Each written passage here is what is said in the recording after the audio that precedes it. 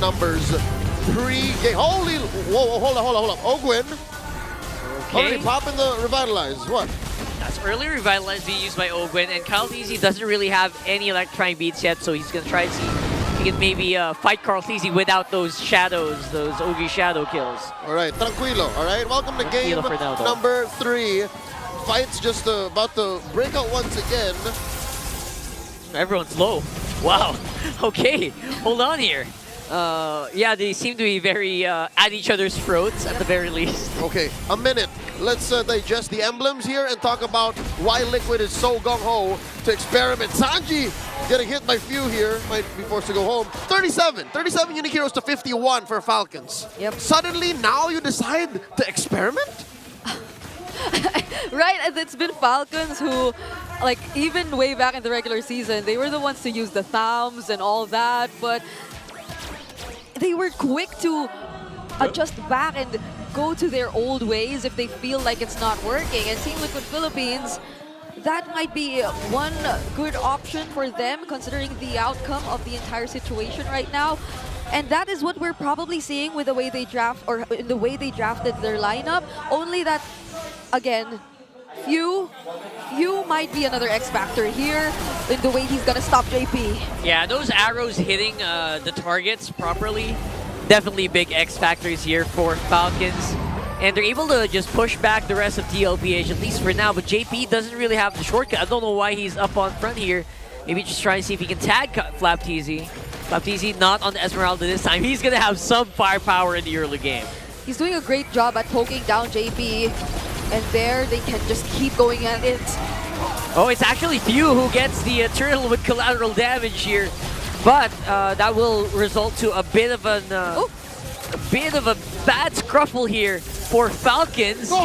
Using the AoE just to push them back. That's Ogwin for you. OG thrown in the way of Carlteasy and the rest of Falcons. So Ogwin sacrificing himself for the sake of his cores. Yeah. I mean, they're happy with the turtle.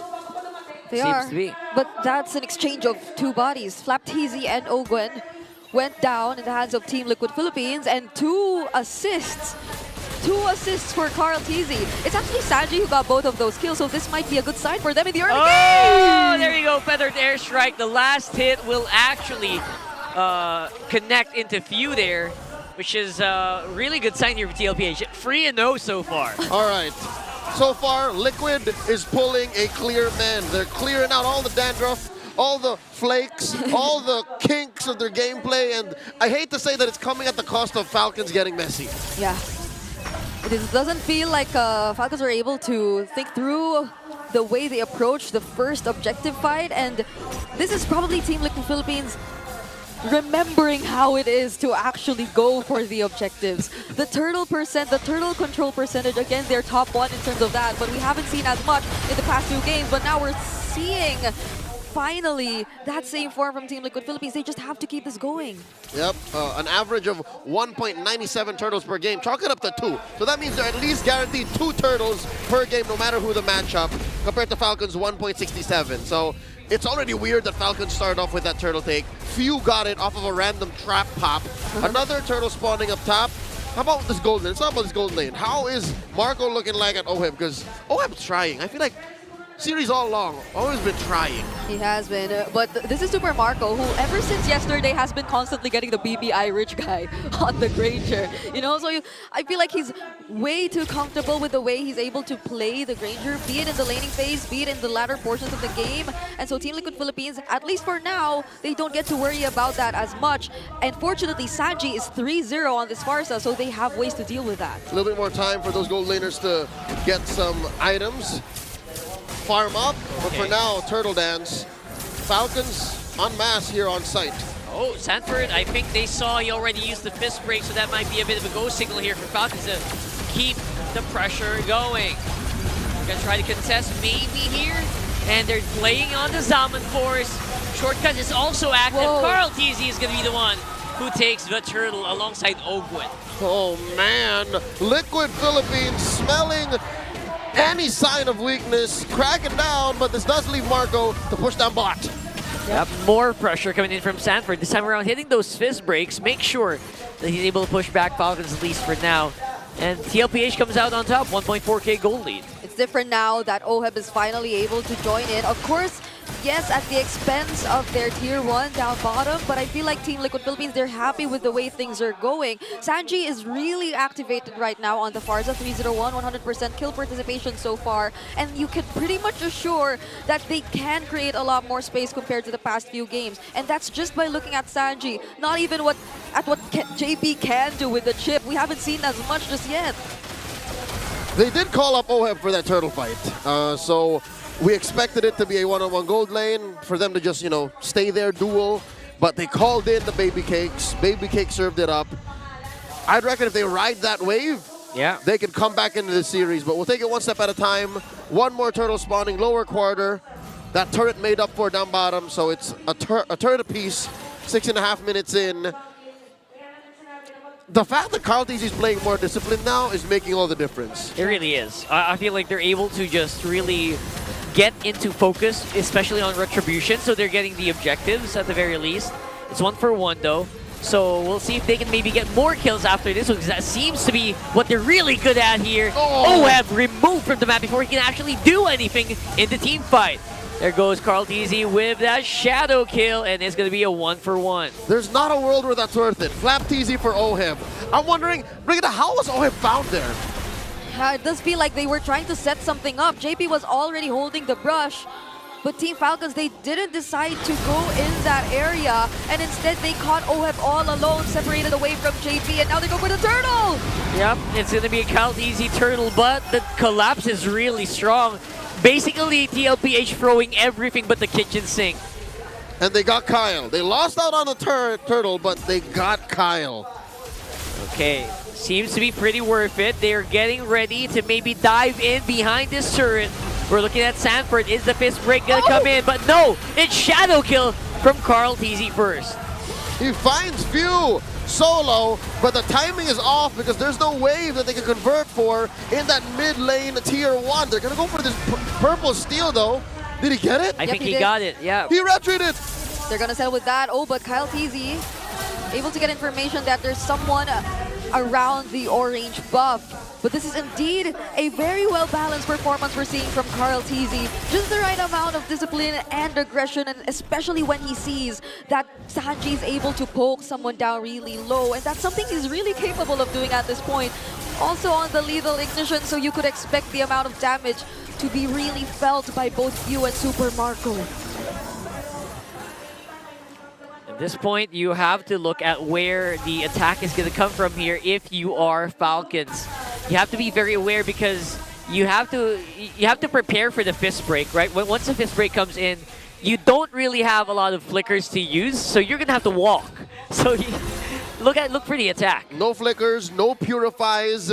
Everything that you're gonna do to get out of Liquid's engagements is something proactive. You have to skill check your way out of a Liquid stampede, which has been slowly been ramping up. You know, the wind up is there, we're seeing it.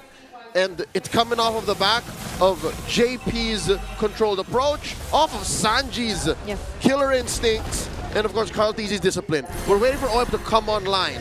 Yeah. It's a slow start for the Filipino sniper. Yep, and it's nice to see that while they're waiting for that to happen, it's that they know they also have to take the necessary objectives. They've been taking away turrets from Team Falcons, and that hasn't been happening for the past few minutes, but JP is low! JP is one tough cookie. Just now he's using the flicker after so many skills have actually been thrown at him. He refused to use a shortcut. It's not time, he says. It's not time. Not yet. Exactly. Yep, Carl TZ already pushing up the waves up top, so that's a lot of pressure for Team Falcons, especially as they've already positioned themselves in the lore the Lord fight that's about to happen here down bottom. Okay, little known technicality here. I love how JP's using Chip's passive. Yep. He took a lot of damage and then walks away. Walks away for like 5 seconds like, guys, I'm back, I'm ready. He has a passive Guardian Helm. Yep, the chips. He needs to eat the chips, and he can immediately get back and position himself for this upcoming objective. They also have to take note of the portal that's right next to the Lord, but Ogwen's watching it carefully, so JP cannot take advantage of that. They also put a trap. So they know fully well the capabilities of a chip, so they'll have to look for other angles if they want to start things up. But just the same, the counter punch is scary if you are Team Falcons. Slow and steady the approach of these Titans are towards victory. Oh, there you go. A comeback for Liquid and a dominant finish for Falcons. So far, Liquid first to the scene here. Lord at half health, conceal. Yeah, they're starting it up. They see the HP bars, and they are getting ready to fight. Wait a second, there's a shortcut behind them. Super Marco is removed by OHEM, but that's going to be gold for gold. What's the 4v4 going to look like here? A Liquid split stampede. A kill squad sent over to Marco, while the rest of Liquid go for the Lord. I was expecting the Lord to go to Falcons, but it was a calculated risk. Yep. JP knew what he had to do. They were locking, they were target locked onto Super Marco. And this kind of reminds me of the exact same scenario we saw earlier with the Lucas and the He got hit by the arrow, luckily enough, just enough time to walk on out there. I guess the rest of Falcons weren't ready to capitalize, but man, the tanks, the frontliners here of TLPH are very, very durable. They have to be. They have, not just mechanically, not just literally in game, but they have to understand that if we die, that gives more room for Falcons to come back. JP jumps in! Speaking of coming back, it's going to be TLPH who are coming back by a shortcut here. But I don't know, it feels like it's a one-way trip. 40! There you go with a fist break, but Super Marco survives. AOG by Ogwin, and the dance is still going. And they're playing around with a Lord behind them. Sanji with a feathered airstrike, unstoppable kill on the flap. Better late than never. A delayed feathered airstrike. Every salvo made count by Sanji. And Carl TZ was able to use the Yogi Shadow Kill on the right targets too. They spent too much time trying to take down Sanford, who got to somehow dodge all the ultimates that were thrown at him, and now TLPH might go for the push. It's a big nuke being thrown by Sanji here, and OHEB will go for the coup de grace. But oh my goodness, they actually took way more damage than they should have. Got killed by a turret, and this could be really, really bad for TL. It's 1 by 1. 3 go down for the cavalry. Kyle TZ swooping in like a birds of prey, taking down 40 and Sanji, the Sansan duo, out of commission. Uh-oh. They have a wave and there are 20 seconds left before 3 members of Team Liquid Philippines come back. They're definitely going to take a base turret away with them. Carl TZ will do his best to defend though. Nice clear. Okay, he gets to clear the wave. That's all he needs to do. JP's up on back. Looking for an opening, but nope, not going to be given here by Falcons. Falcons don't know. So JP just waited there just in case. Because look, the rest of Liquid just respawned 2 seconds later. If Falcons stayed a little longer, JP would have come in. Yeah, someone was going to go down there for sure. Yep, they also probably sensed it, right? There are just sometimes when you say so alert, you see the eye trick, that there's probably someone who has vision of view in that area, so they just played it safe, went for the recall, and did not decide to engage any further, especially considering as there's 5 more seconds left before the next Lord actually spawns. So they have to fight for this, especially as they kind of balance out the map, but it's still Team Liquid Philippines who exposed their base turrets already. So far, Liquid have a solid hold on the top half of the map. That's where the Lord is. Wait, that's a shortcut. Oh, shortcut. Big shortcut here on the jungle of Falcons. That's View going down. Where's the punchback though? Where is the revenge? It's Carl TZ going down. Shadow kill perfectly timed by Carl TZ. And JP will be able to survive with the immortality, but not for long. Super Marco still is packing some punch. OHEB though, dominating the gold lane opposition. Baby Cakes is back!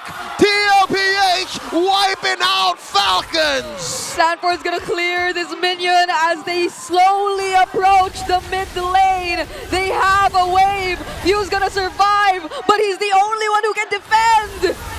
There's gonna be a pretty fast blitz here for TLPH. Even View can't stop it. We're going to game 4.